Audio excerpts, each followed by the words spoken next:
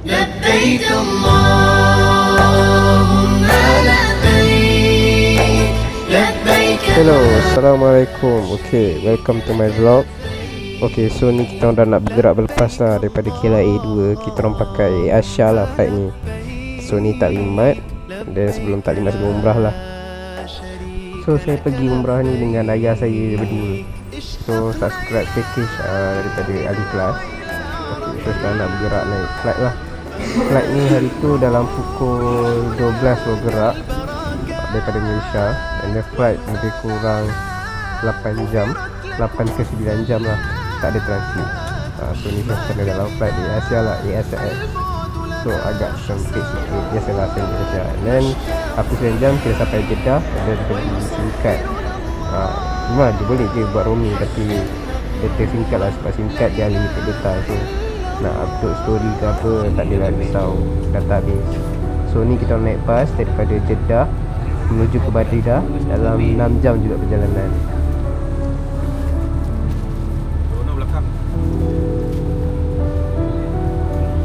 Ucapkan, dan kita sekarang berada di Jeddah, yang mana Jeddah ini disebutkan Babul Haramin, pintu daripada dua tanah haram. Kerana daripada zaman Sayyidina Uthman lagi, orang kalau nak pergi umrah ataupun haji pada zaman dahulu akan melalui Jeddah. Ataupun kalau di negara Madinah pun dia akan melalui Jeddah, kerana Jeddah ni adalah pelabuhan. Hingga sekarang masih kekal adanya pelabuhan terbesar di sini. Dan Jeddah ini adalah dua di antara negeri yang besar di Saudi. Okay, so 6 jam juga lah tidur dalam bas. Okay lah, boleh charge dalam bas ni. Dan sebab kan tak ramai orang, ada orang yang baring kat belakang lah. So kita sampai dekat hotel, kita orang kat Madinah. Kita orang menginap kat Ruwa International Hotel. So kita orang sampai dekat sini dalam tengah malam jugalah, kat waktu diorang kan. So lepas kita orang letak barang apa semua, kita orang makan-makan ni, dan kita orang bergerak ke masjid lah untuk merasai suasana solat di Masjidil Nabawi, Madinah. Tak silap saya sampai ni pun sebelum waktu isyak, sebab bila saya datang tu azan. So dapatlah merasa suasana solat isyak di Masjid Nabawi. Dan kalau kita solat di Masjid Nabawi, pahalanya adalah 1000 kali ganda lah, sebab antara tempat yang berkat di muka bumi kan. Masjid kedua yang paling berkat di dunia lah, daripada Masjidil Haram dan Masjidil Aqsa. Belakang tu pakcik yang baru kenal, dia roommate. Sebab saya join package ni, package yang share 4 orang satu bilik. So murah sikit lah kos nak ke sini. Kalau berdua mahal sikit, 8,000. So ni dalam perjalanan ke masjid. Kalau korang boleh dengar tu ada bunyi azan aku. So kita lah bunyi azan dekat Masjid Nabawi.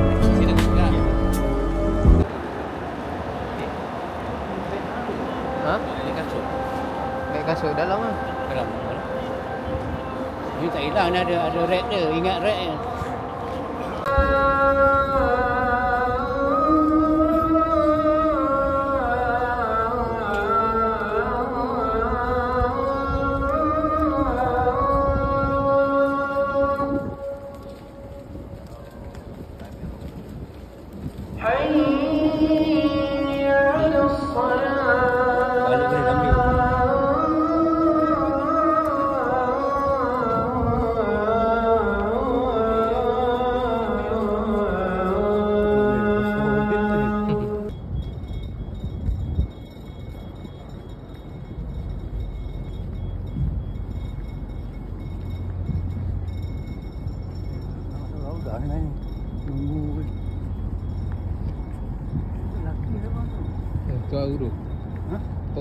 Men kan? Itulah, daripada kecil kan selalu tengok masjid ni dekat TV waktu azan. Lepas tu masa sekolah agama dulu tengok dalam buku-buku sirah. Akhirnya dapat juga sampai ke sini pada usia 26 tahun. Diberi rezeki oleh Allah nak sampai ke sini. Sebab tak semua orang dapat sampai sini kan. So lepas solat tu ada orang bagi ni teh ni, sedap. Dia macam tak tahu teh apa, tapi sedap lah. So baring kejap sambil tengok bintang. Tapi itulah, tak ada bintang. belakang kau.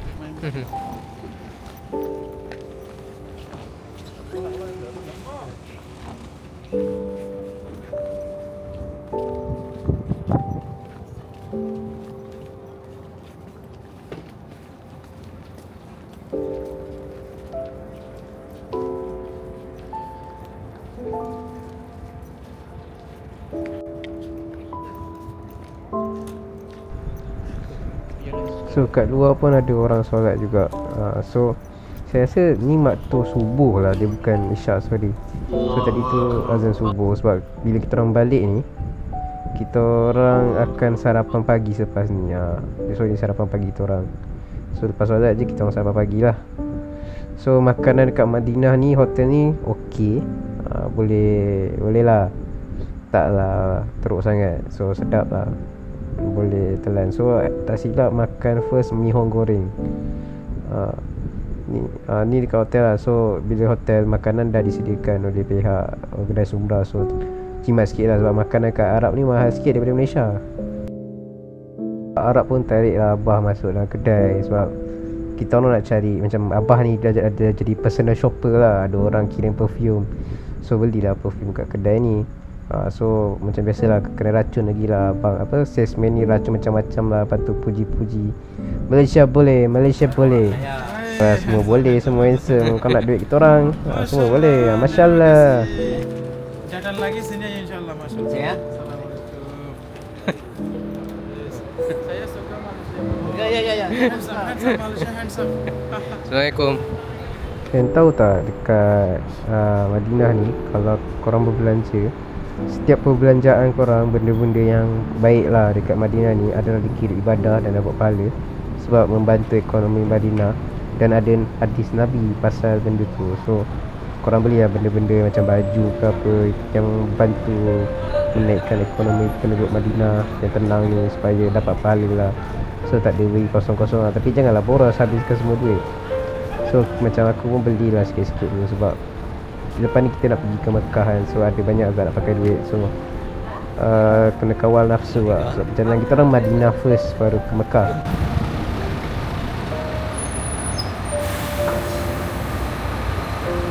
Sekarang tak boleh masuk ke dalam masjid? Boleh? Jalan-jalan kejap.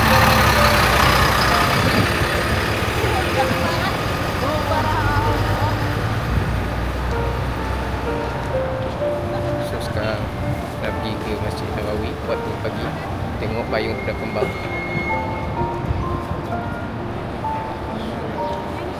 Jom.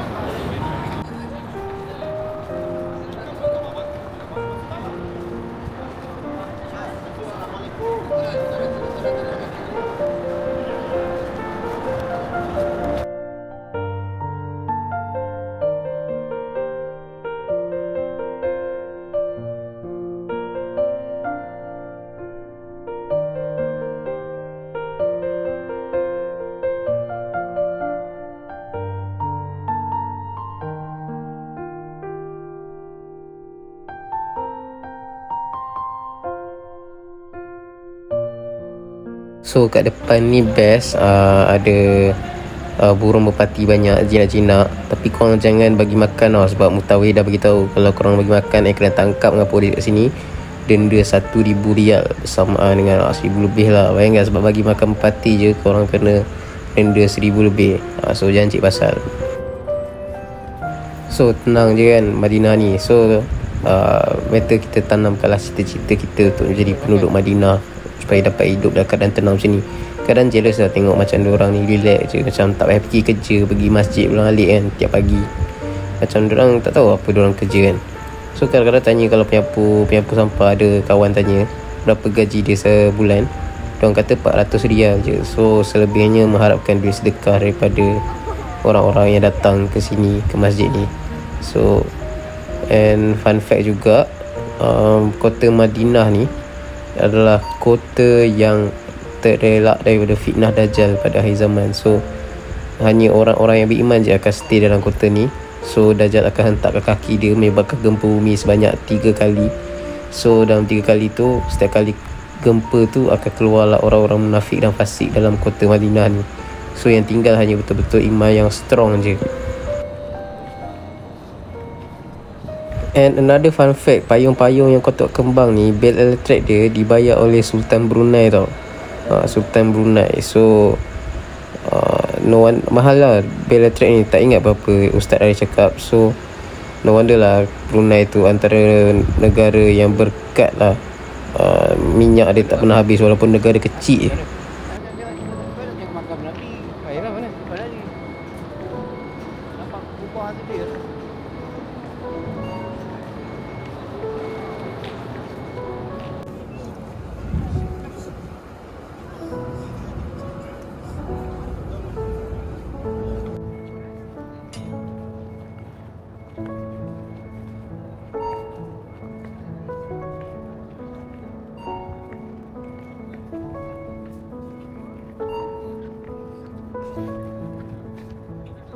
Yang kubah mana?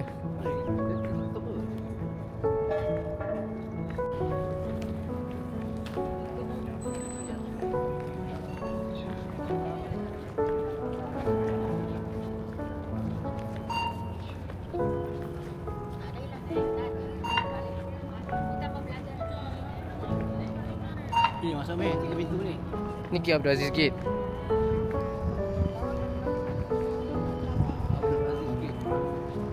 Apa? Masa payung.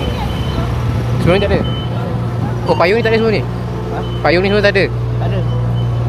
Okey. Malaysia. Okey ayo.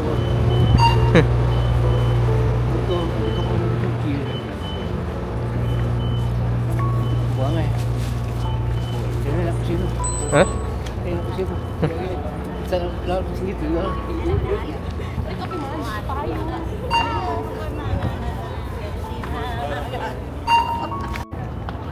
So yang dalam ni perkuburan bakit. Tapi tak boleh masuk lah.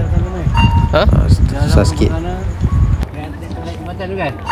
Pintu tu buka, yang hitam tu pintu buka tu. Masuk sana. Pintu atas tu. Kubur saja tu.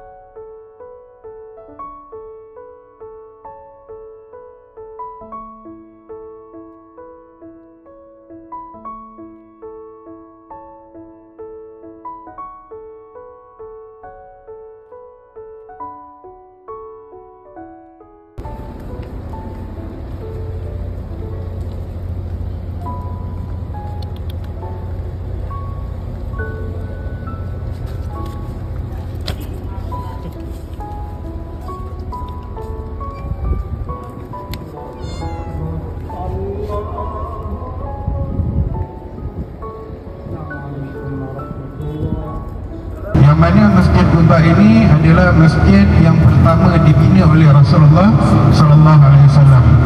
Ketika Rasulullah berhijrah, Rasulullah hijrah keluar dari kota Mekah adalah di akhir bulan Rajab. Rasulullah di akhir bulan Rajab. Kemudian Rasulullah masuk ke kota Madinah pada tarikh 8 Rabiul Awal. 8 Rabiul Awal Rasulullah menetap di perkampungan Quba ini 3 hari. Dan inilah Rasulullah membina masjid. Rasulullah membina masjid yang pertama di dalam Islam adalah Masjid Quba. Masjid ini dibina di atas tanah yang asalnya tempat pengeringan kurma, tamar, yang ini milik Kalthum bin Hadam. Jadi Rasulullah ketika di Quba, Rasulullah menetap di rumah Kalthum bin Hadam. Kemudian dinamakan Masjid Quba bersempena dengan nama sebuah perigi. Jadi ada perigi itu nama dia Quba. Dan tempat selesai pembinaan, Rasulullah mengimami solat secara berjemaah di kawasan terbuka bersama para sahabat dari kalangan muhajirin dan ansar, yang mana berkiblat. Masa dulu kiblat bukan di Masjidil Haram, kiblat adalah di Baitul Maqdis. Kemudian yang mana Quba ini mendapat pujian langsung daripada Allah Subhanahu wa taala, la takun fihi usisa la masjidul usisa ala taqwa min awal yawmin ahaddu an taquma fihi rijalun yuhibbuna yuhibbuna an yatatahharun wallahu yuhibbul mutatahhirin. Yang maksudnya sesungguhnya Allah, sesungguhnya Masjid Quba telah didirikan atau telah dibina atas dasar takwa dari mulai dibina sehingga pada hari ini, kata Allah Subhanahu wa taala. Dalam sebuah riwayat yang sahih mengatakan Rasulullah sering kali pergi ke Masjid Quba. Setiap minggu Rasulullah pergi ke Masjid Quba. Ada yang riwayat mengatakan Rasulullah pergi Quba pada hari Sabtu. Kemudian ada riwayat yang mengatakan Rasulullah pergi pada hari Isnin dan Khamis. Alhamdulillah, pada hari ini hari Khamis, setidaknya ada riwayat mengatakan Rasulullah pergi ke Quba pada hari Khamis. Dan kita mendapatkan sunat yang mana Rasulullah tidak pernah meninggalkan mendatangi Masjid Quba. Apakah lagi Khamis ini, Isnin dan Khamis adalah Rasulullah berpuasa. Jadi Rasulullah SAW senantiasa pergi hanya saja untuk solat Masjid Quba. Bahkan Abdullah bin Salam mengatakan, seandainya Masjid Quba ni berada di ujung dunia, maka kami akan mendatanginya. Dia bilang Alhamdulillah Masjid Quba ni ada di Madinah. Seandainya Masjid Quba ada di ujung dunia, maka kami akan mendatanginya. Karena keutamaan daripada Masjid Quba setelah Masjid Nabawi. Kemudian banyak riwayat keutamaan solat di Masjid Quba. Di antara hadis, man tawadda'a fa ahsana al-wudu' thumma ja'a Masjid Quba fa raka'a fihi 4 raka'at kana dzalika ka'adl umrah. Siapa yang telah berwudu daripada rumahnya sebaik-baik wudu, kemudian datang ke Masjid Quba, kemudian melakukan solat 4 rakaat, maka hal tersebut seperti pahala umrah. Dan dalam riwayat lain mengatakan man kharaja hatta ya'ti hadzal masjid, yakni Masjid Quba, fa yusalli fi kana ka'adl umrah. Sesiapa yang keluar daripada rumahnya atau yang berwuduk daripada rumahnya, sekarang rumah kita ni adalah bilik hotel kita ataupun hotel kita, kemudian menuju ke Masjid Quba dan bersolat di dalamnya, baginya ganjaran pahala seperti menunaikan umrah. Kenapa seperti menunaikan umrah? Karena ini bagi keutamaan ahli Madinah. Disebabkan Mekah ada Kaabah, orang-orang Mekah senang melakukan umrah bila-bila masa saja. Tapi orang ahli Madinah kerana jauhnya, maka keutamaan ini Rasulullah bagi khususnya untuk umatnya Rasulullah SAW. Mana kita belum melaksanakan umrah, tapi kita mendapatkan pahala umrah yang sempurna, insya-Allah. Jadi para tetamu Allah, sampai kita nanti di sana, yang pertama kita solat tahiyatul masjid. Kemudian setelah itu nak buat solat taubat boleh, ataupun kita nak melakukan solat hajat pun boleh. Kemudian kita berdoa lah, berdoa yang mana digalakkan tempat-tempat yang pernah didatangi oleh Rasulullah SAW, kita digalakkan untuk berdoa. InsyaAllah ini asbab di antara Allah mustajabkan doa kita, Allah kabulkan semua hajat-hajat dan keinginan kita. Dan Masjid Quba ini didirikan langsung oleh Rasulullah SAW bersama para sahabat. Ketika Rasulullah datang berhijrah bersama Sayyidina Abu Bakar Siddiq, maka sahabat lain telah menunggu di sini. Di antaranya Sayyidina Umar telah menunggu Rasulullah dan sahabat-sahabat yang lain. Bahkan Rasulullah SAW membina sendiri, mengangkat tanah. Jadi sahabat ni, mereka datang kepada Rasulullah ingin membantu. Dia lihat Rasulullah ni kotor dengan tanah, kerana Rasulullah mengangkat. Kemudian sahabat ni berbuat untuk meringankan beban Rasulullah SAW. Akan tetapi Rasulullah menolak. Kata Rasulullah, engkau ambil bagian kau, yang ini bagian aku. Kerana kata Rasulullah, aku pun ingin mendapatkan andil daripada membina masjid ini. Ini Rasulullah membina dengan tenaganya sendiri. Walaupun dibantu para sahabat, tapi Rasulullah membina. Maka setelah selesai binaan Masjid Quba ini, Rasulullah bersama para sahabat solat di masjid ini. Kita sampai dah. menyesal mat tak bawa sunglass. Aduh, I mean tak terfikir pula kat sini matahari terik. Rugi lah tak bawa sunglass. So dari Malaysia aku datang nak buat umrah ni, ada banyak hajat yang aku bawa kan. Ada banyak doa-doa yang aku nak doa. Antara doa-doa yang aku nak doa macam doa jodoh, doa rezeki, doa YouTube aku boleh monetize. Sebab dah berapa tahun aku buat YouTube ni tak monetize juga. Watch hour tak cukup. Korang lah tak tengok video aku sampai habis. Tolong lah tak tengok video aku sampai habis. Jangan main buka 30 minit 30 saat lepas tu skip. Bagi aku watch hour. Aku perlukan lagi 3,000 ni guys. Tolong lah. Bukan duit ke Masjid Quba. So inilah Masjid Quba, masjid pertama yang Nabi dirikan masa hijrah sebelum sampai ke Yathrib atau Madinah sekarang. So warna putih. So kalau kau tengok masjid putih ni, dia teringatkan aku masjid Sendayan kat Malaysia tu. So dengan cerita masjid Sendayan kat Malaysia tu yang putih tu adalah inspired by Masjid Quba. Tak silap lah kalau aku ingat balik. So balik kepada isu subscribe dengan watch hour tadi, tolonglah guys tengok video ni sampai habis. Bayangkan kalau 4,000 tengok video ni sampai habis, aku dah boleh monetize mat. So aku tak perlu nak fikir minta sponsor. Aku nak pergi ke sini lagi mana negara buat video ni. Semua pakai modal mat, semua pakai modal, semua pakai duit sendiri. Setakat ni tak ada return of investment lagi. So harapnya dengan umrah kali ni aku doa betul-betul aku dapatlah monetize. So selain daripada sponsor yang tak kunjung tiba, aku adalah duit-duit sen-sen yang aku boleh buat penyejuk hati for keep going to do this.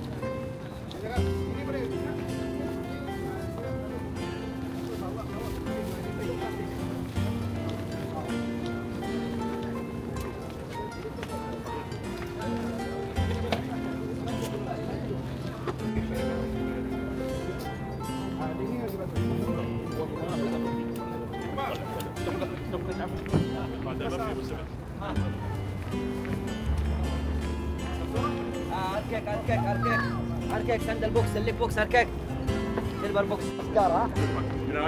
So sekarang kita turun bawah sebab nak cari tempat wuduk.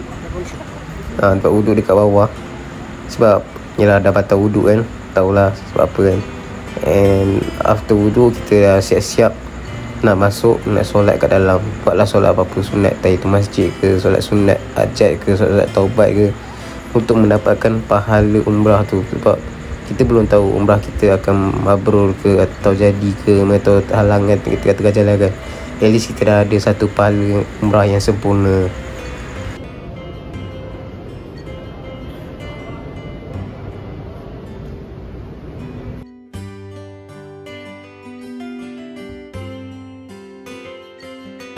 Settle kita dapat pahala umrah, pahala umrah lagi. Kita settle solat dekat Masjid Quba.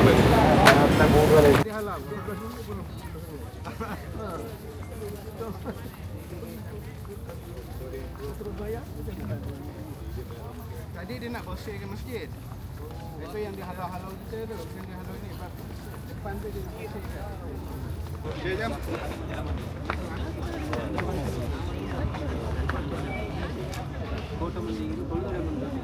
Ini adalah berigi. Nama berigi dia adalah Aris. Bahasa Arab dia Aris. Berigi. Yang mana berigi ni kawasan Quba, dan pernah 2 kali cincinnya Rasulullah SAW jatuh ke dalam ni. Pertama di masa hidupnya Rasulullah SAW. Cincinnya Rasulullah ini adalah cincin selain cincin, dan dia adalah cop mohor. Cop mohor apabila Rasulullah berkirim surat kepada Kaisar Rom dan Persia. Kemudian cincin ni diwariskan zaman Khalifah Sayyidina Uthman. Sayyidina Uthman masih pakai. Kemudian wariskan lagi ke zaman Sayyidina Umar. Sayyidina Umar masih guna lagi cincin tu.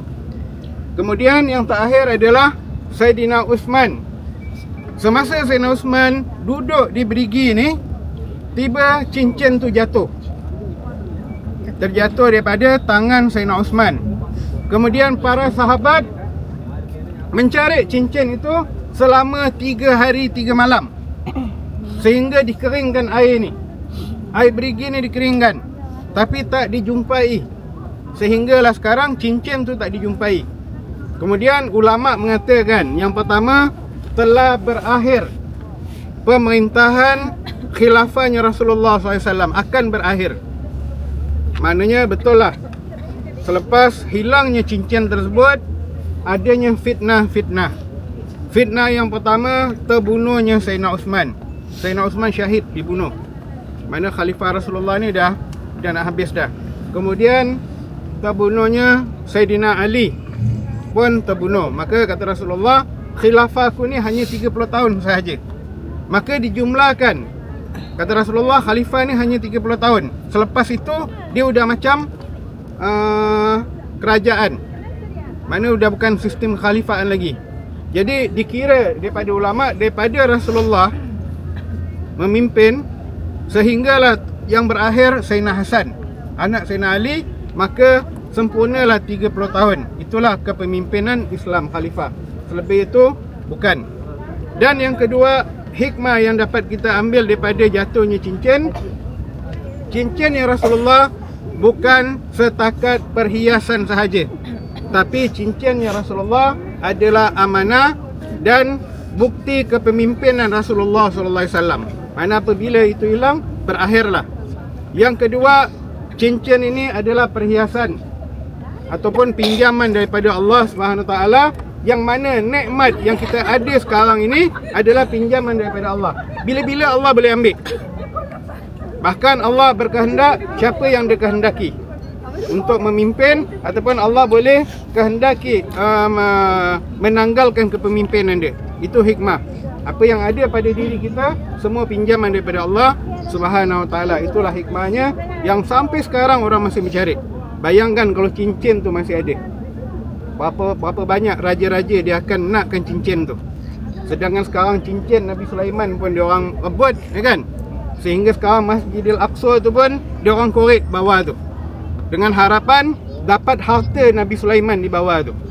Apakah lagi ini cincin yang Rasulullah SAW, yang mana cincin tu bertuliskan Muhammad Rasul Allah. Kalau yang pernah tengok kan, tulis Muhammad di bawah, Rasul tu di tengah, Allah tu di atas. Itulah cop mohornya Rasulullah SAW. Kemudian Masjid Quba ini salah satu tanda sejarah, yang mana masjid ini adalah awal dibina oleh Rasulullah SAW. Ketika datang di sini, Rasulullah membina masjid ni, yang mana masjid ini adalah dulu tempat pengeringan kurma. Dan nama Quba tu diambil daripada nama berigi. Diambil daripada nama berigi Quba. Tapi bukan ini berigi dia, kawasan sana. Berigi tu nama Quba, maka diambillah Quba. Dulu tempat pengeringan kurma. Dan masjid ini adalah tanah daripada Kalthum bin Amr. Ketika Rasulullah datang pertama kali masuk Madinah, Rasulullah 3 hari di sini. Rasulullah berada 3 hari membina masjid ni daripada tanah yang dimiliki oleh Kalthum bin Amr. Rasulullah duduk sini membina dengan badan dia sendiri. Rasulullah, bahkan sahabat nak ambil ketika Rasulullah pikul tanah tu, tapi Rasulullah tolak. Kata Rasulullah, tak ada, ini bagian aku. Kalau kau nak ambil, kau ambil bagian kau, kata Rasulullah. So selepas settle kat Masjid Quba, kita akan pergi ke Jabal Uhud, tempat peperangan Uhud berlaku. Dan kita akan tengok Masjid Sayyidina Hamzah. Daripada pokok yang berduri. Tapi janganlah kita ini kabar sebab keberkahan daripada kawasan Uhud ini. Selain itu juga terdapat riwayat yang mengatakan bahawa Jabal Uhud ini salah satu pintu surga, ya kan, kerana keistimewaan yang diberikan oleh Allah SWT kepada Jabal Uhud yang bakal ditempatkan di surga disebabkan perlindungan yang diberikan kepada Rasulullah. Kerana bukan di Uhud yang melindungi Rasulullah SAW. Kerana dulu ada gua, yang mana gua ini disebutnya Gua Maharis. Dulu gua ini kita masih boleh naik, tapi sekarang kerajaan Saudi dah tutup. Dulu bukit itu bau dia masih harum kerana pernah Rasulullah pernah berlindung di dalam itu. Tapi kerajaan Saudi kerana ramai yang dah datang naik situ, dia semen, mana dia tutup, dia tak boleh masuk dah. Ini kita nampaknya di hadapan kita pada jemaah Uhud. Inilah janji Allah SWT, apabila yang solat jenazah maka dia akan mendapatkan satu kirat. Kirat ni apa? Inilah pahala sebesar Uhud. Apabila dia mengantar jenazah daripada solat maka dia mendapatkan lagi satu kirat pahala. Kita nampakkan mana tinggi dia lebih kurang dalam 400 meter. Dan bukit yang kecil, inilah bukit pemanah Jabal Rumah. Kita nampak ni, boleh nampak semua kan? Atau apa, nanti kita akan pergi. Kemudian yang masjid ini, inilah tapak asal didapatnya jenazah Sayyidina Hamzah. Ini sekarang dibangun untuk menjadi masjid. Okey, para jemaah. Okey, inilah tepat tapak di mana berlakunya peperangan Uhud. Selepas berlakunya peperangan Bandar, which is peperangan balas dendam selepas kemenangan umat Islam semasa peperangan Badar. So dekat sini umat Islam dia macam, dia tak adalah tewas, dia macam tewas, dia menang dulu and then tewas, lepas tu berundur. Dan antara yang syuhada dekat sini adalah Sayyidina Hamzah, which is pakcik pada Nabi. And dekat sinilah Hindun, isteri Abu Lahab tak silap, datang korek dada Sayyidina Hamzah and then gigit, makan jantung sebagai tanda dendamnya atas kematian suami dia. So macam Ustaz cakap, 1500 tahun dah berlalu. So banyak benda dekat Mekah, Madinah, banyak benda yang dah berubah. Tapi kecuali Jabal Uhud ni. So banyakkanlah menatap Jabal Uhud ni yang indah ni. Sebab apa yang kita pandang Jabal Uhud sekarang adalah apa yang baginda tatap pada ketika hayatnya.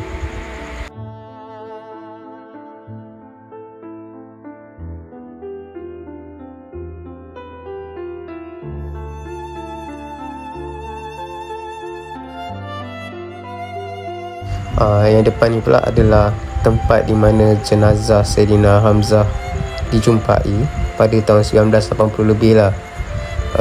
Ketika itu banjir besar and then mengeluarkan jenazah daripada Komi, antaranya Sayyidina Hamzah lah. So kata Ustaz, bila jenazah Sayyidina Hamzah dijumpai, depan sikit tu ada dua belah itu makam Sayyidina Hamzah. Yang lain semua jumlah sahabat yang meninggal di sini ada 70. Dulu di mana mereka meninggal, di situlah mereka dikuburkan. Ketika terjadi banjir, terjadinya banjir, kemudian jasad ni timbul. Sayyidina Hamzah dapat sekarang yang bangunan masjid tu, maka dibina masjid. Dulu Sayyidina Hamzah di situ. Dan ada ketika ingin dibawa, dipindahkan, jasad ni nak dipindahkan ke Baqi, ke Masjid Nabawi. Tapi riwayat kata Jabal Uhud ni bergoyang macam gempa. Maknanya dia tak nak dipindahkan. Ya, ditetapkanlah di sini. Dan Madinah ini nanti di antaranya ketika akhir zaman akan gempa 3 kali. Dan itu ada dalam hadis Nabi sallallahu alaihi wasallam. Maksud gempa ni apa? Mengeluarkan orang-orang musyrikin, orang-orang munafikin. Kan kata Rasulullah, di Madinah ni tak ada orang munafik nanti akhir zaman. Maka kita niat pula, azam kita, kalau boleh kita menjadi penduduk Madinah. So jaminan daripada Rasulullah. Dan di antaranya Dajjal tak dapat memasuki Madinah, kerana Madinah ni pintu-pintu tanah haram Madinah dijaga oleh malaikat. Kalau kita nampak nanti belah sana tu, dekat percetakan Quran ada istana, disebut istana Dajjal. Tapi sekarang tu istana raja. Akan boleh tengok namanya Jabal Habashi, Jabal Gunung Garam. Ini Rasulullah yang cakap. Dan dia bina pula istana di situ. Situlah akan ini terjadi. Dan istana itu bukan tanah Madinah, tapi bukan tanah haram. Dia berhadapan dengan pencetakan Quran. Pencetakan Quran ni tanah halal, bukan? Airport tu tanah halal, walaupun Madinah, tapi dia tanah halal. Okay, sama-sama kita baca ziarah. So kita orang solat kejap dekat masjid ni, Masjid Sayyidina Hamzah ni, solat asar. Sebab yalah, lepas ni maghrib nak pergi Masjid Nabawi pula kan. Aku tak sempat sebab gap waktu kat sini agak pendek, so kita agak rushing lah.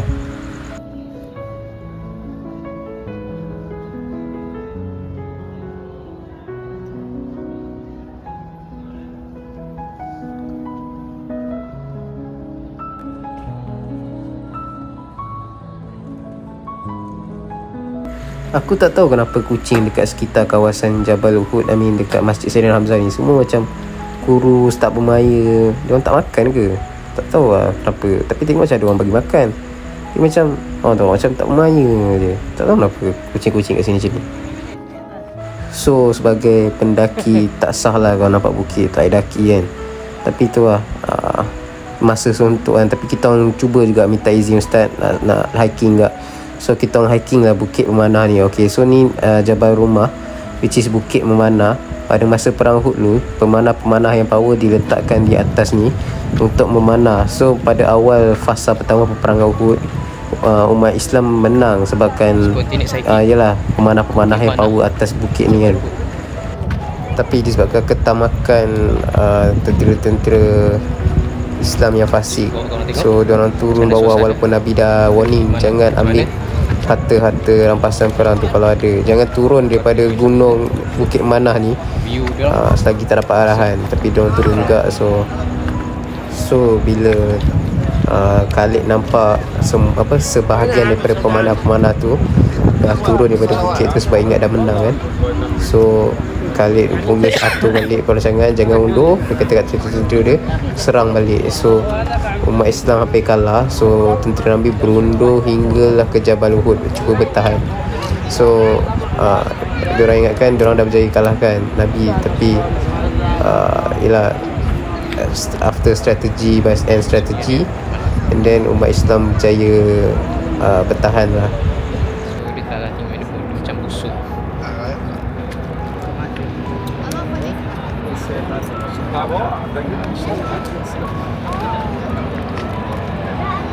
So kalau orang tahu aku ada hobi manah juga tapi tak praktis pun. So aku POV sebagai orang yang manah tak tahu.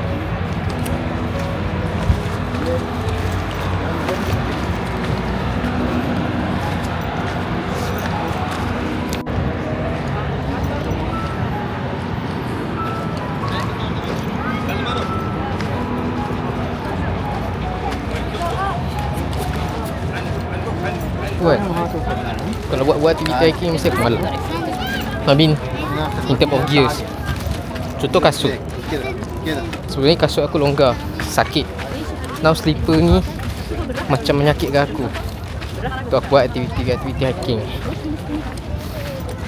Apa, at least aku dah buat satu hiking international. Aku lupa open Strava.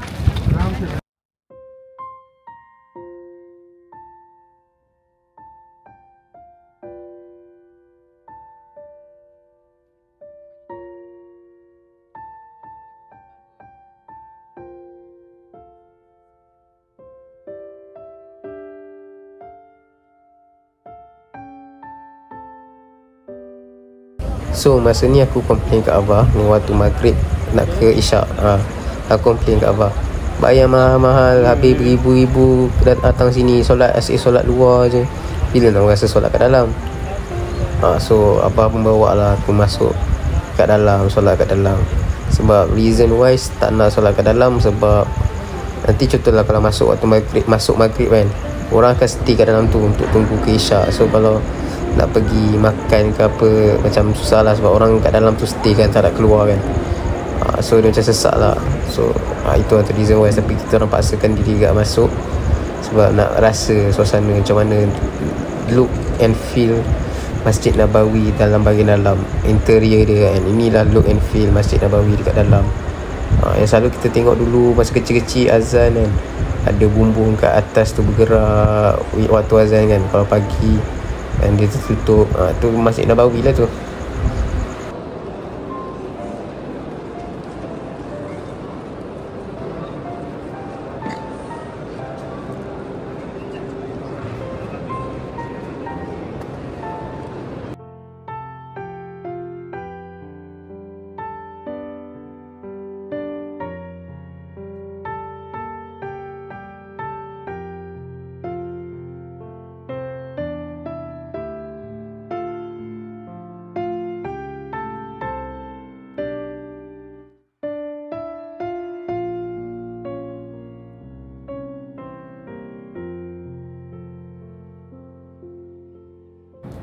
So kita time sikit-sikit. Sekarang ni dalam pukul 2 pagi.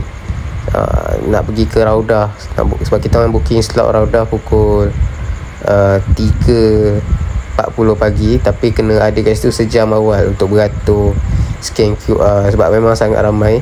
And then slot Raudah ni limited. And then rule sekarang, kalau dalam setahun korang boleh masuk sekali je, kalau pakai sistem nusuk lah. So kat sini agak berebut lah, agak chaos lah. Sebab first orang yang tak ada nusuk pun sibuk nak masuk. So diorang cuba paksakan masuk kan. So memang kat situ pun dah berebut lah. So ni kena beratur lah sebab ada giliran kan. So diorang macam kalau kau nak solat kat Raudah tu dalam masa 20 minit lah setiap seorang. So kalau ada rezeki kau dapat lebih, kalau tak ada rezeki kau keluar dalam masa 20 minit. Raudah ni apa? Raudah ni makam Nabi. So antara tempat-tempat yang mustajab doa lah. So kalau korang ada peluang masuk dalam ni, solat, lepas tu korang sujud lama-lama masa sujud tahiyat tu, and then korang doa lah masa sujud tu. Sebab kalau korang bangun je tahiyat and then korang masa doa tanda tangan, tentera tu penjaga dia akan halau lah, kata torik keluar. So macam untuk elakkan benda tu, doa masa korang tengah sujud. So begitulah. Yang kelakarnya aku tak study sangat macam mana bentuk design Raudah ni. So aku ingatkan first kali aku masuk tu adalah tu lah Raudah. Sebab tu aku pelik, aku tengok macam sempit je ruang ni, aku tak nampak pun mana makam Nabinya. So aku bantai solat kat situ, and then sujud lama-lama kat situ, aku doa banyak-banyak kat situ kan. So actually tu bukan Raudah, ni yang sebenarnya Raudah. So masuk ada lagi situ bilik. Tadi tu yang aku solat awal tu adalah bilik menunggu. Bilik menunggu. So aku punya bantai doa kat situ, ingatkan tu Raudah punya tu bilik menunggu. So bila masuk lagi, ni baru benar-benar sebenarnya Raudah. Maksudnya kat sini lah korang solat lama-lama tu. Yang tadi tu bilik menunggu untuk giliran. Tapi tu aku tak rakam lah sebab aku ingatkan itu Raudah. So aku takut nak rakam, takut dilarang kan. Bukan takut dilarang, aku takut tak sempat kan, dihalau kan. So tadi tu adalah makam Nabi lah yang tadi, yang aku jalan pusing-pusing macam maze tu. So ni dah keluar, so dah settle lah melawat Raudah. So balik, nak menunggu subuh.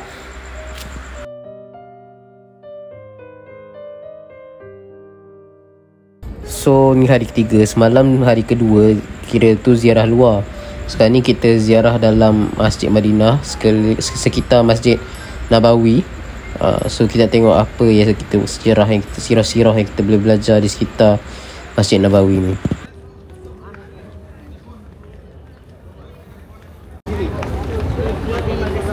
Zainab Mukalsum Ruqayyah, anak lelaki satu di sini, Ibrahim ada dalam ini, Sayyidina Osman ada dalam ini, Hasan ada dalam ini juga. Salam Rasulullah. Assalamualaikum warahmatullahi wabarakatuh. Assalamualaikum ya Nabi Allah.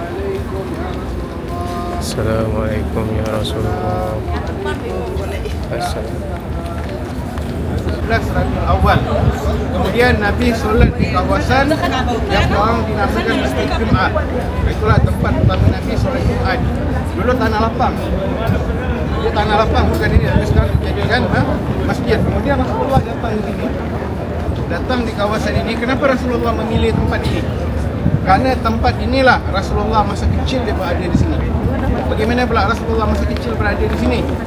Karena maknya Rasulullah, Aminah, keluarga dia ramai di Madinah ni. Jadi Rasulullah memilih kawasan sini. Ketika Rasulullah masih kecil, umur dia 8 tahun, Aminah bawa dia ke sini. Kerana ayahnya Rasulullah, kalau kita tahu ada makam di dekat sana tu, sekarang dah jadi jalan rata. Di sini makam kuburan ayahnya Rasulullah, Abdullah. Dan beliau meninggal ketika ingin bawa perniagaan ke Syam. Dulu orang kalau nak pergi Syam, orang-orang Arab, dia akan melalui Madinah. Daripada Syam lah ni, dia orang akan masuk Mesir, seberang laut. Daripada Mesir masuk kawasan Syam. Jadi kita dengar Syria zaman sekarang, Damaskus. Kemudian Palestin, kawasan Syam. Jadi sebelum meneruskan perjalanan ke Syam, Abdullah ni sakit dan meninggal dan dimakamkan di sini. Jadi kawasan ini bukan kawasan baru untuk Rasulullah. Rasulullah dah tahu. Kemudian ketika ontanya Rasulullah, sahabat-sahabat Ansar ni dah tunggu dari Rasulullah. sahabat siapa yang memasukkan Islam orang di Madinah, iaitu yang diutus oleh Rasulullah, sahabat yang bernama Mus'ab bin Umair. Mus'ab bin Umair lah yang orang Madinah ni dalam Islam, Ansar. Kemudian ketika sampai Rasulullah ni dah ditunggu dah. Bahkan semua berebut nak mengambil Rasulullah. Yang unta dia ni, kata Rasulullah biarkan. Kata Rasulullah, fa'innaha ma'murun bi amrillah. Kata Rasulullah biarkan unta ni, kerana unta ni dia ikut apa? Wahyu daripada Allah. Kemudian unta ni dia berhentilah di kawasan masjid ni. Kata Rasulullah, di mana dia berhenti, di situ bangun masjid. Dan masjid ini dipunyai oleh dua anak yatim yang bernama Sahil bin Amru dan Suhal bin Amru. Kerana dia diwalikan oleh pakciknya bernama Amru bin Zurarah. Kata Rasulullah, Rasulullah nak tanah ni. Kemudian dia cakap tak, dia nak wakafkan tanah ni untuk Rasulullah. Dua anak yatim ni. Kata Rasulullah tak, Rasulullah nak beli. Rasulullah tak nak wakaf tanah ni. Dan dibelilah tanah tu dengan harga 10 dinar. 10 dinar, duit dinar daripada awal hingga sekarang dia tak berubah, dia bentuk emas. Kan dinar. Kemudian dibangunlah kawasan sini Masjid Madinah, Masjid Nabi sallallahu alaihi wasallam yang pertama. Masjid tu tak besar. Sekitar luasan dia 850 meter persegi dengan dinding tinggi dia 2.9 meter. Kurang daripada 3 meter. Kurang daripada 3 meter. Akhirnya dibangunlah masjid, yang mana masjid daripada tanah. Tak ada apa, tak ada mihrab, tak ada apa. Kemudian sahabat-sahabat yang lain ni, dia bertunggu Rasulullah ni nak tidur mana. Semua nak Rasulullah tidur di rumah dia. Dia nak sambut Rasulullah. Ada yang perintahkan sini, ada yang ke sini. Tapi Abu Talha, dia tak, Abu Ayyub Al-Ansari, dia pintar, dia cerdik. Orang semua nak berebut Rasulullah datang rumah dia, dia ambil barang-barang Rasulullah. Dia ambil terus dimasukkan dalam rumah dia. Rasulullah bercari, macam kita lah cari mana beg kita ni. Ya kan? Oh, begnya ada di hotel Kayan. Mana ada, situlah tempat kita. Dia cari. Oh, ada di rumahnya Ayyub Al-Ansari. Akhirnya Rasulullah berkata, Rasulullah, al-mata ma'as sahib. Kata Rasulullah, barang ni, orang ni dia akan ikut di mana barang dia ada. Pergi di rumah Ayyub Al-Ansari, di mana Rasulullah duduk di rumah Ayyub Al-Ansari selama 1 tahun. Rumah dia 2 tingkat. Rumah Arab ni dia tanah. Kemudian Abu Ayyub ni pertama Rasulullah dia duduk rumah yang di bawah je. Yang di bawah rumah Rasulullah. Rasulullah bawa dia duduk di atas dengan keluarga dia. Tapi Abu Ayyub ni selama berapa bulan dia tak senang hati. Kenapa? Kerana Rasulullah dia di bawah dia. Dia masuk tu ada. Bahkan musim sejuk pun, air tu tumpah. Rumah zaman dulu kalau air tumpah dia terus netes ke bawah. Musim sejuk, dia ambil selimut dia keringkan. Dia tak nak air ni jatuh ke Rasulullah. Akhirnya dia cakap, ya Rasulullah, selama kau di sini aku tidur tak pernah tenang. Perasaan dia tak sedap. Bagaimana Rasulullah dia di bawah dia? Dia perintahkan Rasulullah untuk naik di atas rumah dia. Dan setahun setelah jadinya rumah ni, barulah Rasulullah perintahkan untuk membangun rumah isteri-isteri Rasulullah. Di mana rumah Abu Ayyub Al-Ansari? Okey, kita nampak yang depan tu kan? Ada yang depan mihrab ni, ada bangunan putih yang depan tu. Atau kan yang depan dia ada tandas tu kan? Macam ada bangunan kotak tandas. Itulah rumah Abu Ayyub Al-Ansari. Di situlah Rasulullah tapak selama 10 tahun, barulah Rasulullah membina. Okey, ni pintu yang keluar. Dia nama dia pintu Baqi. Di hadapan ini, tahu kan ini makam Rasulullah. Di hadapan makam Rasulullah, makam Rasulullah ni rumah Sayyidatuna Aisyah. Kerana Nabi ni di mana dia meninggal, di situlah dia dimakamkan.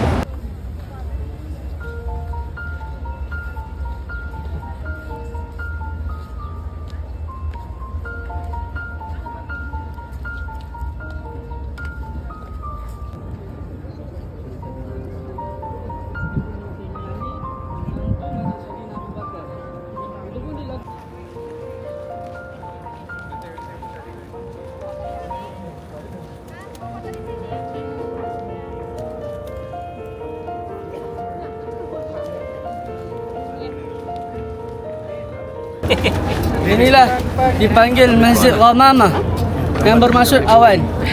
Kenapa dipanggil awan? Di sinilah masjid yang mana Nabi SAW meminta hujan. Yang mana waktu itu Madinah ni dilanda kemarau panas yang berpanjangan. Lalu para sahabat ni datang pada Nabi SAW, wahai Rasulullah, kami ni Madinah ni sedang dilanda kemarau panas yang berpanjangan. Lalu Nabi SAW pun mendirikan solat, dan ketika khutbah lalu awal pun datang ke arah Nabi, lalu hujan pun turun. So Ghamamah yang bermaksud adalah awan. Itulah yang dipanggil Masjid Ghamamah. Dan masjid ini boleh dilaksanakan oleh Nabi SAW solat sunat hari raya. Inilah masjidnya, Masjid Ghamamah. Dan ketika hujan yang berpanjangan, lalu Madinah ini dilanda kebanjiran. Lalu para sahabat berjumpa dengan Nabi SAW, wahai Rasulullah, apabila hujan dah banjir ni, habis tanaman kami rosak ni. Lalu Nabi SAW pun berdoa, Allahumma hawalaina wala alaina. Ada dalam doa yang panjang untuk dialihkan hujan. So ini adalah kisah sejarah Masjid Ghamamah. Kalau ingat, Masjid Ghamamah adalah solat sunat istisqa dan solat sunat solat sunat hari raya. Solat sunat istisqa dan solat sunat hari raya disunatkan solat di kawasan tanah yang lapang. Dulu tak ada masjid. Dulu ni kawasan lapang. So dibangunkan masjid ini untuk sebagai peringatan Masjid Ghamamah. Pada turun ayat tu. Kata Allah, apa kata maksud ni? Sekarang telah aku sempurnakan agama kalian. Semua sahabat suka, bangga. Oh, agama kita ni telah disempurnakan oleh Allah. Tapi Sayyidina Abu Bakar, dia cerdik, dia faham. Maknanya kalau agama telah sempurna, telah masalah Nabi akan diambil. Itu isyarat daripada Allah. Yang kedua, isyarat daripada Rasulullah. Kata Rasulullah, la'alli la'atqakum ba'da am hadha.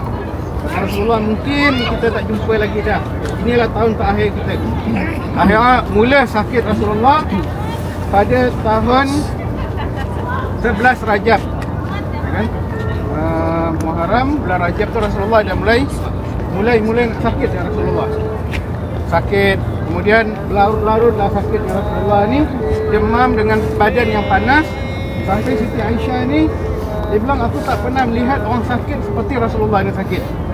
Bayangkan para jemaah, Rasulullah yang dekat dengan Allah pun Allah bagi dia sakit akhir di kematian dia. Kan? Ketika nak keluar masjid, dipapar oleh Sayyidina Abbas dan Sayyidina Ali. Dia tak kuat dah untuk solat. Kemudian isyarat yang kedua, Rasulullah dah tak boleh nak gerak dah. Diperintahkanlah Siti Aisyah ni untuk Abu Bakar yang menggantikan solat. Kata Rasulullah, dia Abu Bakar jadi imam. Abu Bakar pun boleh faham tak? Dia faham Abu Bakar ni hati dia sangat lembut. Dia mengatakan, ya Rasulullah, Abu Bakar ni orang dia lembut. Kalau dia baca surah tentang ayat adab pun dia boleh nangis. Dia cepat goyang. Tapi kata Rasulullah tetap tunjuk Abu Bakar jadi imam. Mulai sakit Rasulullah dengan demam dia yang panas, dan sampai akhir hayat dia Rasulullah ni mulai pingsan dengan ini. Air dimasukkan air, dengan pingsan lagi Rasulullah. Kemudian pada 12 Rabiul Awal, Rasulullah ni pada subuh Rasulullah buka tingkap. Dia pandang sahabat dia yang sedang solat. Sampai sahabat ni gembiranya sahabat sehingga sahabat-sahabat ni nak membatalkan solat. Dia bilang Rasulullah dah sihat dah. Kan macam kita lama tak jumpa orang, tiba-tiba dia keluar, ada rasa kita ni bahagia. Itulah yang dialami oleh sahabat. Tapi Rasulullah ngasih isyarat dengan tangan dia, kemudian tutup tingkap tu.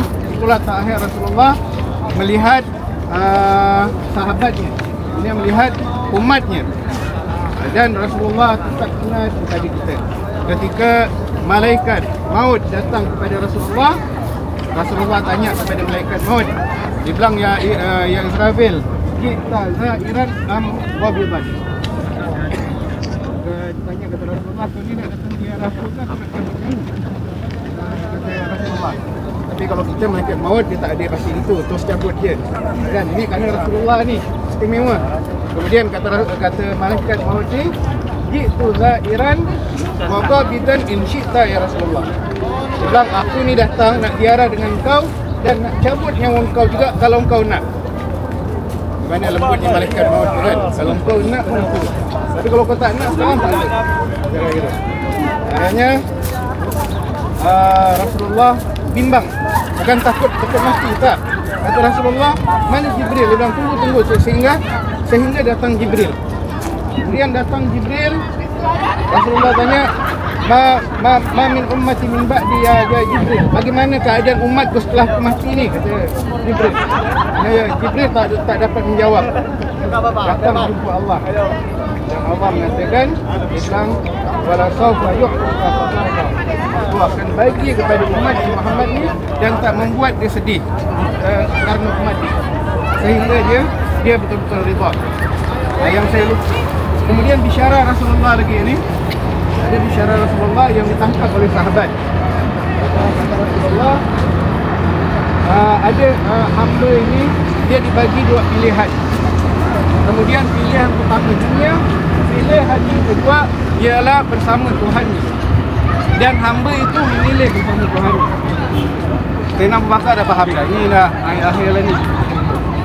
Ya, meninggal Rasulullah sallallahu alaihi wasallam. Ketika meninggalnya Rasulullah sallallahu alaihi wasallam, sahabat di Madinah dimakamkan mana Rasulullah ni? Dia nak dimakamkan di mana? Ada yang cakap bawa balik ke Mekah, kerana Mekah itu tempat lahirnya Rasulullah. Ada yang cakap tak, Nabi ni, kubur Nabi semua ada di Palestin. Masjidil Aqsa, bawa ke Masjidil Aqsa. Ada perdebatan antara ulama, antara sahabat. Kemudian Sayyidina Abu Bakar ingat yang mana Rasulullah SAW pernah bersabda, di mana Nabi meninggal, di situlah Nabi dimakamkan. Tapi dah tahu dah. Sebab apa? Ketika Rasulullah ni sakit, dia nak kalau boleh dia lebih banyak di rumah Aisyah. Rasulullah ni lebih nak banyak rumah Aisyah. Kenapa? Masa itu Rasulullah ni dibagi adil dengan isteri-isteri dia yang lain. Bahkan dibawa dalam keadaan sakit. Tapi isteri-isteri Rasulullah yang tua banyak bagi masa dia kepada Aisyah. Memang itu yang Rasulullah nak. Jadi isteri yang lain dia tahu Rasulullah ni nak lebih banyak di rumah Aisyah. Sudahlah, meninggal Rasulullah SAW di rumah Aisyah. Daripada di rumah Aisyah ini, maka dimakamkanlah. Dulu nama rumah Rasulullah ni bukan rumah, dia namanya Hujrah. Hujrah ni macam bilik je. Ada 2 kali tidur. Bayangkan rumah Rasulullah ni. Ketika Rasulullah solat pun, Siti Aisyah duduk, boleh angkat kaki dia. Tadi sempitnya rumah Rasulullah sallallahu alaihi wasallam. Kemudian dimakamkan Rasulullah di rumah Siti Aisyah, dimakamkan di situ. Dan kalau kita masuk, jadi yang masuk makam Rasulullah belum ucap salam dalam. Kalau kita ini depan ni makam Rasulullah, kemudian di hadapan di sini dinding masjid ni itu adalah rumahnya Hafsah. Bagaimana sayangnya Sayyidatuna Hafsah ni anak Sayyidina Umar kepada Rasulullah sallallahu alaihi wasallam. Setiap hari dia buka tingkap dia. Dia nak tengok Rasulullah sallallahu alaihi wasallam. Dia buka. Ketika meninggalnya Rasulullah, tingkap itu tidak pernah ditutup. Cintanya dia kepada suami dia. Dia nak jumpa Rasulullah SAW. Dan sehingga sekarang lah diabadikan tingkap tu, hingga sekarang tingkap tu tak pernah tutup. Umat Islam tahu perluasan Masjid Nabawi diluaskan di zaman Sayyidina Umar bin Abdul Aziz. Dia beli rumah-rumah isteri Rasulullah dan jadi perluasan masjid. Dan di antara dia rumah Hafsah. Kalau kita tengok ada di TV tu, yang ada kamera yang besar tu, ada tingkap, itulah ada tingkap Hafsah. Sehingga sekarang tingkap tu tidak akan ditutup ila yaumil qiyamah, sampai hari kiamat. Kita nampak bukti. Yang lelaki boleh nampak, tapi perempuan kalau masuk raudhah memang dia takkan nampak lah. Dia takkan nampak. Itu tempat mana Sayyidina Hafsah, dia tak nak tutup tingkap tu. Dan umat Islam tahu hingga sekarang bagaimana bukti cinta dia kepada suami dia Rasulullah. Bagaimana Rasulullah dengan cahayanya, dengan apa, ya kan? Kemudian ketika meninggal Rasulullah SAW, ada pertikaian, perdebatan antara kaum Muhajirin dan Ansar. Ansar ni cakap, dia bingung siapa ni. Setelah Rasulullah ni, siapa yang akan gantikan? Maka seorang raja ataupun sultan, kalau dia meninggal, mesti ada pengganti sebelum dia dikebumikan. Ingat mana-mana mangkat sultan ke apa, dia kena ada. Itu memang dah fitrah dia macam itu. Kerana tak boleh di dunia ni, tidak boleh ada putus dengan khalifah tu, tak boleh. Mesti ada pengganti dia. Jadi kaum Ansar ni, dia cakap dia masa dialah yang membantu Rasulullah sallallahu alaihi wasallam. Dia masa Rasulullah dalam keadaan susah, datang ahli Ansar ni, dia tolong, dia bantu. Maka dia dah kumpulkan dah. Yang ini namanya Sa'ad bin Ubadah sebagai pengganti dia. Dan didengar oleh Sayyidina Abu Bakar dan Sayyidina Umar.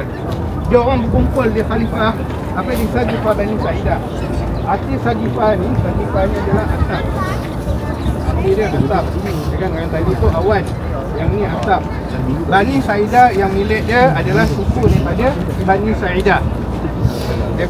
Sa'idah. Dia orang dah berkumpul dah. Jenazah Rasulullah belum dikebumikan lagi. Ini yang orang Syiah ambil. Ibarat sahabat ni, dia sibuk nak jawatan. Belum lagi Rasulullah tu ditanam, dah berebut dah. Sebenarnya bukan itu.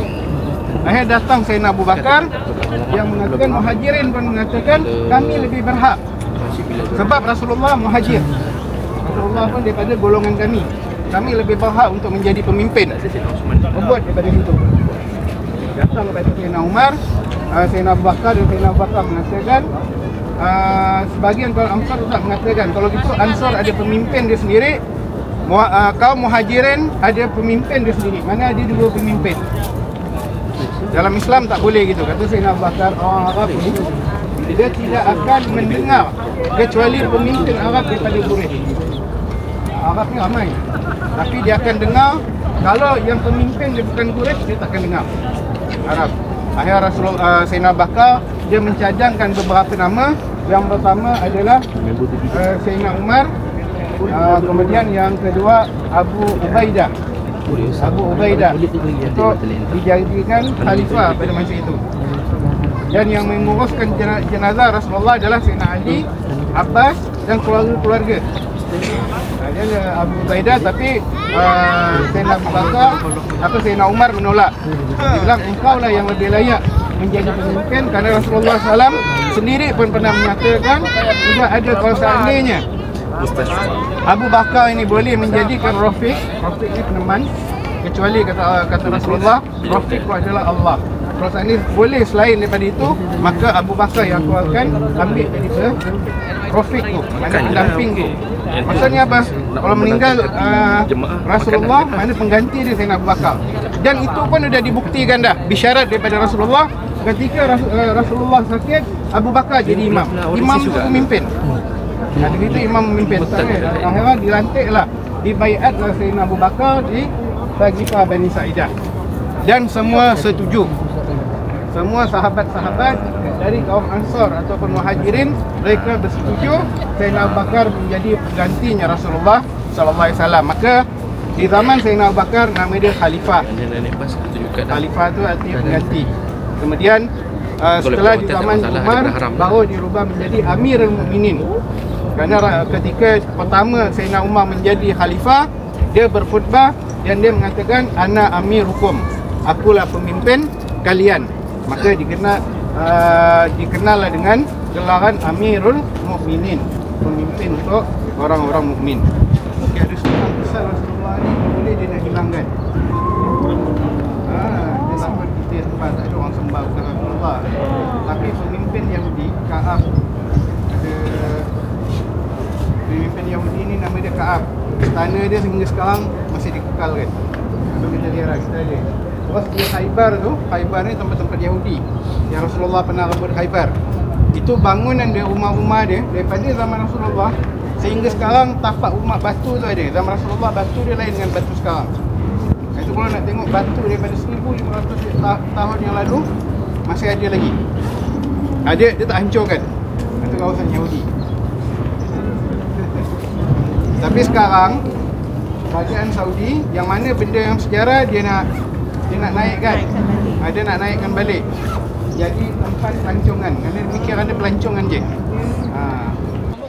So habislah ziarah pagi. So lepas ni kita solat Jumaat. Dan lepas solat Jumaat tu adalah free and easy. So aku tak buat apa-apa pun sebab agak penat, agak tak sihat. So aku rehat lah daripada sepanjang satu hari ni. Dan benda sama je, aku solat kat Masjid Nabawi. Takkan aku nak rekod aku solat kat Masjid Nabawi ulang-ulang kan. Benda yang sama kan, apa nak rekod. So aku tak tunjuk lah dalam video kali ni. So ni waktu malam, solat isyak lagi sekali. So kita orang macam aku nak guys, cari sekarang baik. dah lepas solat isyak, kita Masjid Nabawi. So sekarang bila kita dekat Arab Saudi ni, benda yang kita nak kena try adalah Al-Baik. Al-Baik ni macam KFC lah dekat kita kan. Tapi ni kat tempat derang jenis Al-Baik. So kita kena try. Sebenarnya itu dah try dah nugget, tapi aku nak try ayam dia. Sebab orang kata yang sedap ayam. So itu sebenarnya dia tadi tu jadi tak jumpa. So dia dekat Zaitun Restaurant. So jom kita aku cari guys.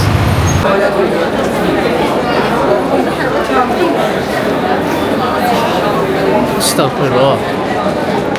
Bro, is this worth the waiting?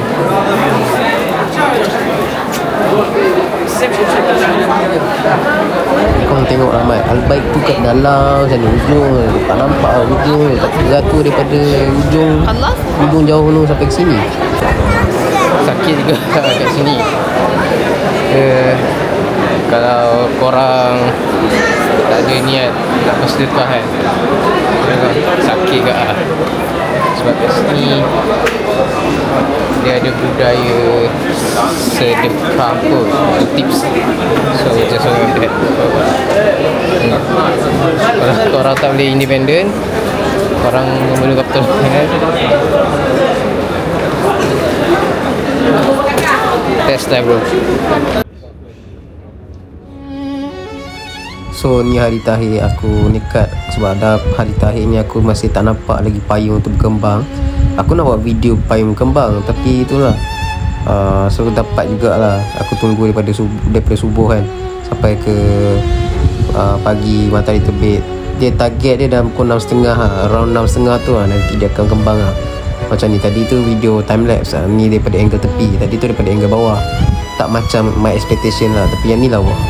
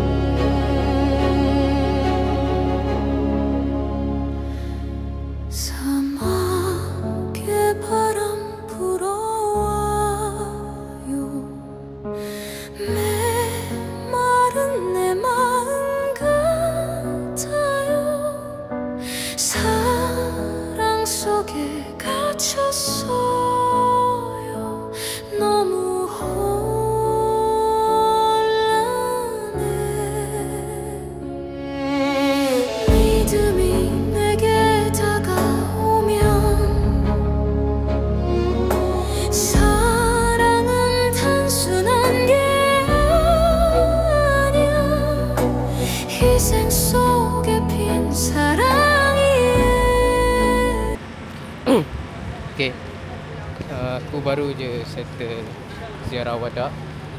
So aku lupa nak record sebab just focus on myself kan.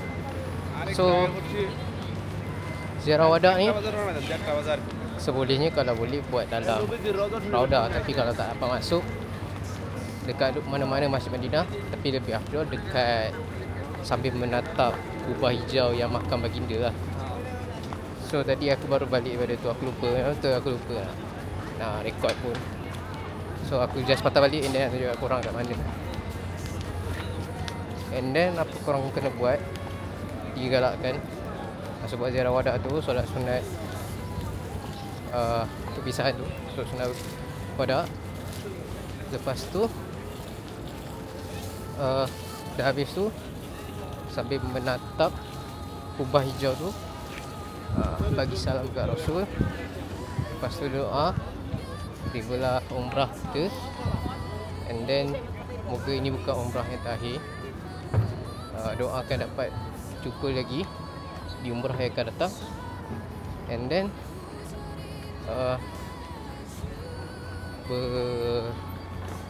bersumpah setia. Kalau ini umrah yang terakhir, maka apakan dosa dan bersumpah setia yang kau akan mengakui Nabi Muhammad sebagai pesuruh Allah sampai hari kiamat. Okay, so ni dekat tempat yang Raudah tu. So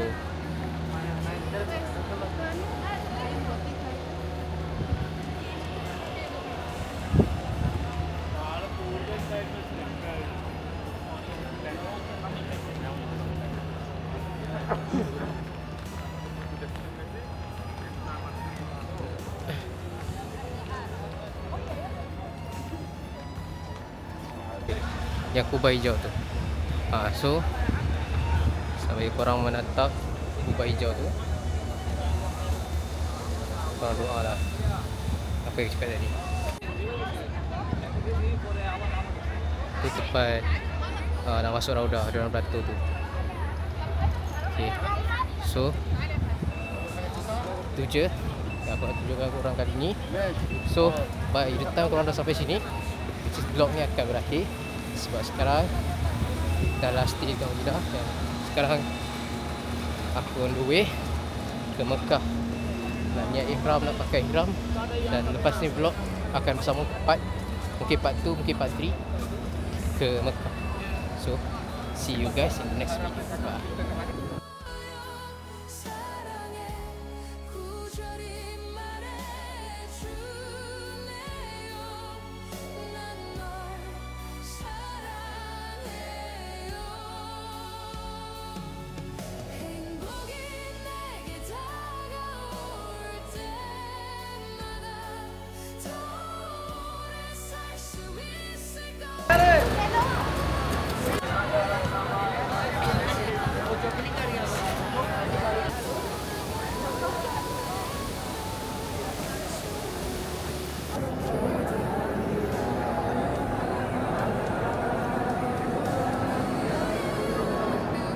Semoga bermanfaat.